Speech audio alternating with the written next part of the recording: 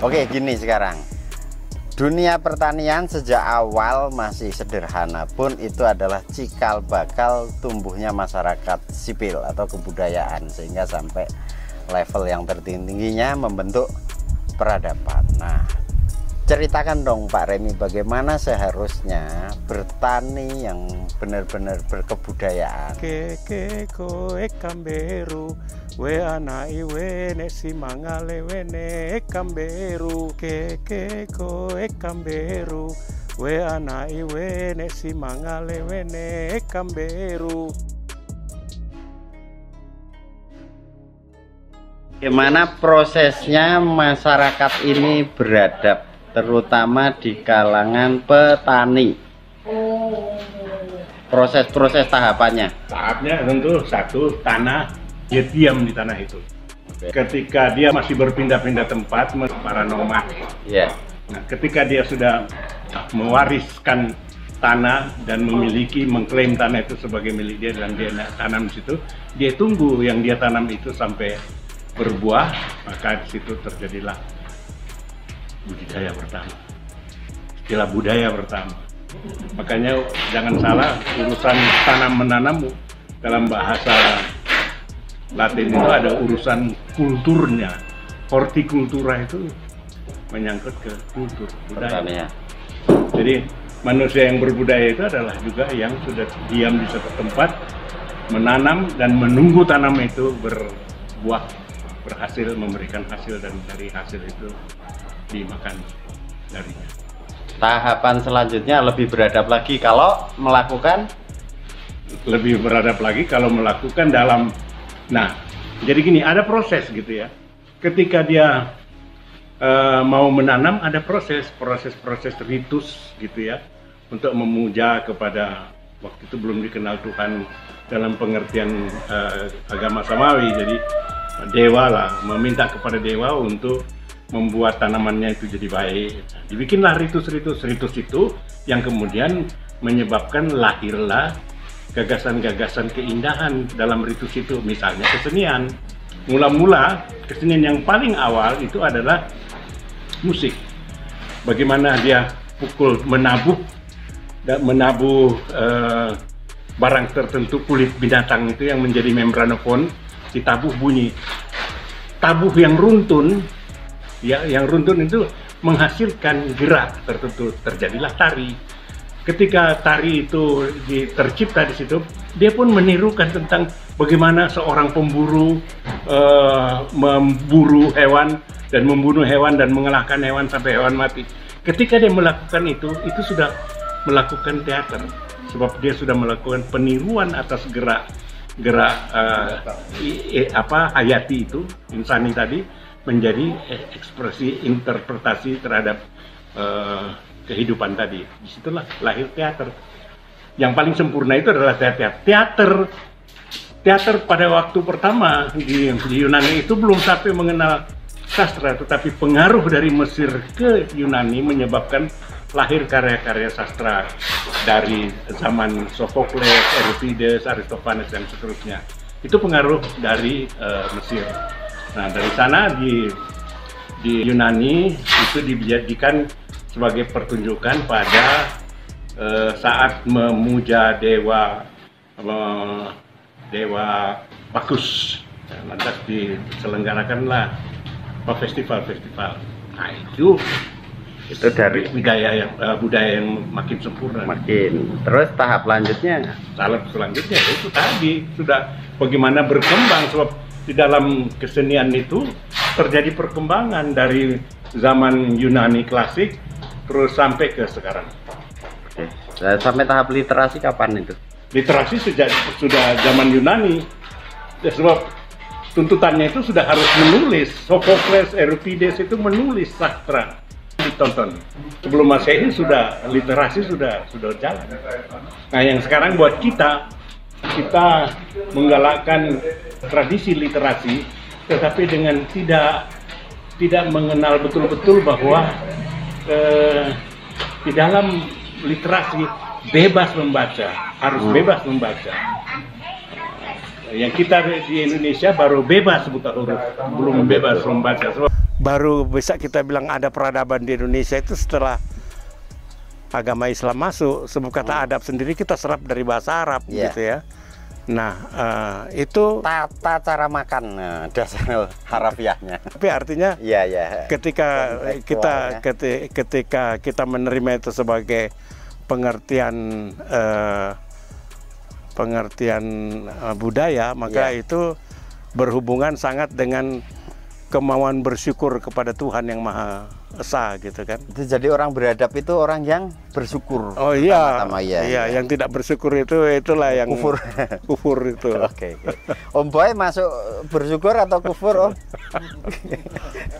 Dia kalau di drama kan jadi orang kafir terus, itu susah. Gurunya ini. Tunggu dulu, istilah kafir harus dibenerin dulu sebab saya Siraj. Kang Said. Iya, dia bilang yang benar lah menggunakan istilah, jangan sembarangan pakai istilah itu. Itu saya tulis terakhir di majalah Baginda Raja. Kalau di Kristen atau Katolik itu sebenarnya istilah kafir itu juga menyengat ya, nggak mengenakan kan? Kata kafir yang diterima sebetulnya itu kata kafir itu kan lebih khusus dipakai di dalam Islam ya. Tetapi tahun 1733 Melchior Leidecker menggunakan istilah kafir dalam bahasa yang diterima oleh Kristen sebagai istilah yang sinonim dari kata bahasa asing infidel. Tapi diterima bahwa kafir dalam pengertian itu adalah yang menyembah berhala saja gitu. Dipadankan dengan bahasa Inggris infidel. Jadi kafir, infidel yang tidak percaya Tuhan, yang menyembah berhala gitu itu.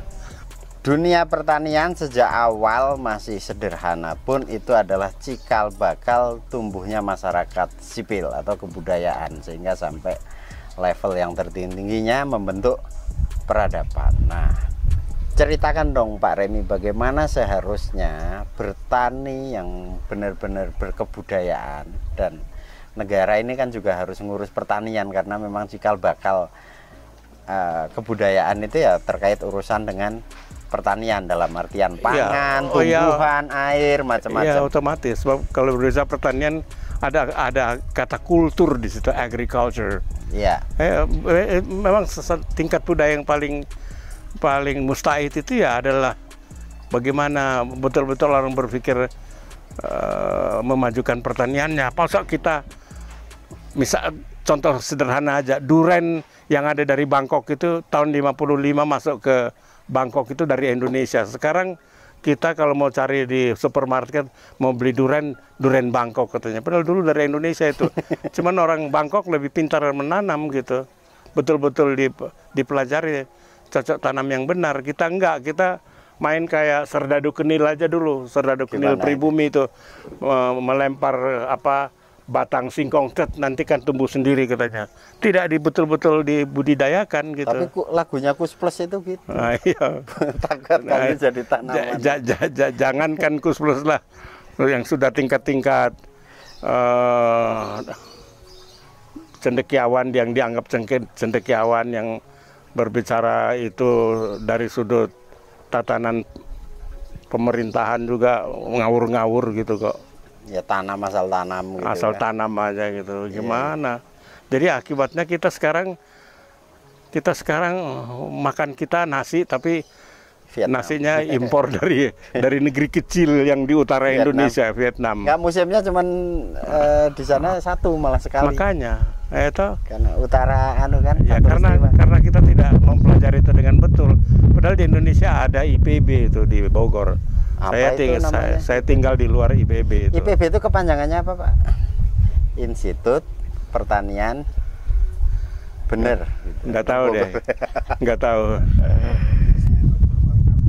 Institut Perbankan Bogor. Iya, soalnya lulusan dari situ kerjanya di bank.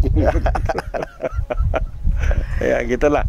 Soal praktek-praktek, saya itu anak petani asli. Tenane. Saya anak Bener. petani Di mana? di lereng Gunung Soputan, Minahasa Selatan itu. Keluarga saya itu petani. Petani, betul-betul petani. Jadi ada kepercayaan rakyat di sana yang menyatakan bahwa untuk menjadi petani tangan harus dingin gitu. Dan ada mantra-mantra khusus tuh, nyanyian untuk supaya yang ditanam itu bisa tumbuh dengan subur gitu. Ada mantranya, ada nyanyiannya itu. Hafal nggak? Hafal sekali. Nah, coba bunyiin. Nah, misalnya gini, meminta kepada burung, ada namanya burung yang suka memakan tanaman itu, Ya. namanya kekeko. Itu ada nyanyiannya. Kekeko ekamberu, we anai we nesi mangale wene ekamberu. Jadi dia meminta kepada si burung kamberu supaya jangan memakan tanaman yang sedang ditanam ini gitu. Kalau sudah berbuah gitu, jangan sampai dimakan, sebab itu untuk makanan manusia gitu. Kenapa malah jadi sastrawan nggak jadi petani? Masih juga bertani sampai sekarang kok. Ini mulai bohongnya. Loh, masih, silakan datang di rumah saya di Bogor, semua itu dikelilingi tanaman-tanaman yang ada urusannya dengan perut. Misalnya tanaman di Minahasa itu ada daun pohon yang namanya lelem. Itu sepanjang pagar itu saya tanami lelem, tanam gedi, itu semacam daun yang dipakai untuk sayur, untuk bubur tinutuan itu. Itu di pagar saya semuanya itu ditanami yang tanaman itu. Itu bagus karena sesungguhnya yang membedakan manusia dengan monyet adalah menanam. Iya. Ya, kalau betul. monyet kan bisa makan. Tapi banyak monyet ke supermarket, kan itu nggak mau nanam itu. Ya, tanaman yang saya sebut tadi itu untuk bahan utama dari tinutuan. Tinutuan itu bubur yang lebih dikenal bubur Manado yang sempat Pak Harto dulu. Pak Harto. Kalau bubur Manado aku suka. Ya itu tinutuan. Nah, harus ada daun gedi di situ. Saya punya pohon gedinya. Aku juga punya nanam. Iya. Pokoknya nggak mau kalah pokoknya. Aku punya. Yang Pak Remi punya. Iya. Ngomong-ngomong kelornya hidup nggak ditanam? Oh, hidup, sudah tinggi sekarang. Jadi berapa pohon dari itu? kecil lah. 2 toh? Nah, kasihan amat. Besok kita sumbang lagi. Iya. Karena itu ada jatah sumbangan untuk petani miskin dan budayawan terlantar. Wartawan terlantar, seniman terlantar, kita sumbang juga. Alhamdulillah. Nah, ini katanya generasi milenial tapi tadi disebut kolonial. Mentalnya kolonial. Nah, itu ke depan kan kita butuh aktor-aktor. Nah, ini untuk menjawab problem lingkungan sampai juga membudidayakan kebudayaan dari pertanian. Membudidayakan kebudayaan itu penting. Ya, itu jadi, apa yang dia lakukan harusnya? Dia harus jadi pelaku, bukan jadi tukang omong aja. Pelaku, dia harus buktikan dulu. Bisa nggak nanam gitu. Kalau nanam aja mati, besok hari ini ditanam, besok mati gitu. Yang nggak usah banyak omong kalau yang kayak gitu. Oke. Jadi gerakan konkret. Ya, itu yang tadi saya bilang. Ada di Minahasa Selatan itu ada kepercayaan bahwa untuk menjadi petani tangan harus dingin istilahnya. Itu kesanepan itu. Apa kiasan Iya, gitu. Kiasannya bahwa dia kesanepan tangan harus dingin. Memiliki jiwa untuk mengurus. Kalau perlu harus bicara sama tanaman itu, jangan mati ya kamu. Itu ada begitu itu di sana. Makanya semua juga apa yang saya tanam itu tidak pernah mati itu. Sebab saya bicara sama tanaman itu ketika saya mau nanam, dan mati ya. Gitu. Di Cina, jadi ketika orang di Eropa pun, bangsa Barat itu pun Neanderthal, ya masih makan mentah-mentah buah-buah vegetable. Itu orang di Cina sudah makan masakan yang dibakar karena ketidaksengajaan seorang anak yang setengah waras itu disuruh menjaga babi, lantas kebakaran kandangnya, lantas dalam keadaan takut supaya tidak terlacak, dia menghilangkan babi itu dengan memakan babi itu. Terus rasanya kok lebih enak masakan yang sudah matang ini. Terus dicoba lagi ayam.